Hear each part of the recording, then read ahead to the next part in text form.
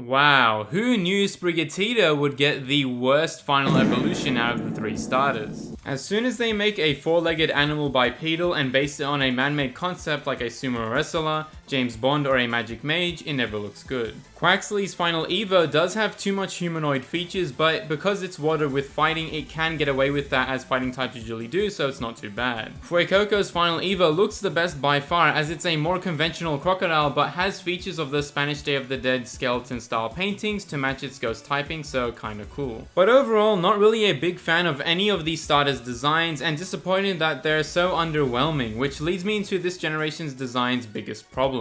But first, there's around 109 new Pokemon, and there's a lot more good ones in this batch in comparison to the last few gens. This is because they implemented their older design philosophies from the first 4 to 5 gens in some Pokemon. Designs that are more grounded in nature and that don't stretch the recognizability of the animal it's based off too much while still having a foreign concept subtly implemented into the design because they are, well, monsters. Designs that do this well in Scarlet and Violet are like this thing, the Relore line, the Wattrail line, and aww. Compare this to Gen 9's Pokemon that incorporate more recent generations' design philosophies and the problem becomes very clear. These Pokemon look less mature in color and nature of its design because they're prioritizing a foreign concept as its main core identifying feature over more conventional animal/monster anatomies, which result in some real stinkers. And I think Gen 9 perfectly highlights this difference of the older and newer design philosophies in its main theme of past and future forms of Pokemon. Future form Paradox Pokemon are just cyborg-esque versions of the original designs by all having these jagged edges and metallic look, which is weird because most aren't even steel type and it doesn't actually show proper adaptation to its future environments. Also, even for new future Paradox Pokemon like Miraidon, it's too foreign of a concept for animal/dinosaur like monsters to have literal jet engines slapped on their legs. And it's a real obnoxious way to convey the future design concept.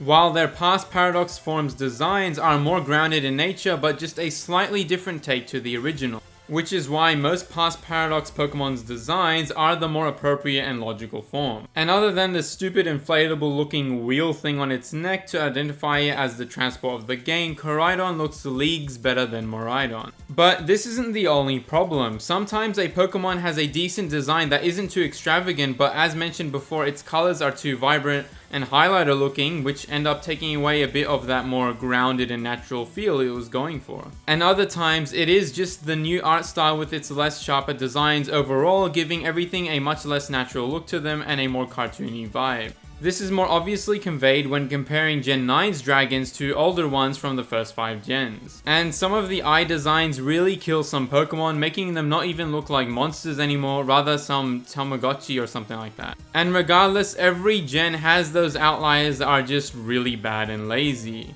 Like, what the hell is even that? Oh, it's ground type. That doesn't make it any better since Grapplock was pure fighting and a much smarter design. But its evolution definitely looks better. Kinda low-key like how it resembles Squidward a little bit, but anyway. That isn't to say I hate every Pokemon introduced in this gen. I do really like some of the new designs, even when they are super basic like Taurus's regional form or Lechonk. As well as some of the past Paradox Pokemon, as they do reflect that older design philosophy much more than their future counterparts. But this is just one out of many aspects of a Pokemon's design, which raises the question, what makes a good Pokemon design? And are they getting worse? You can find that out in these videos here.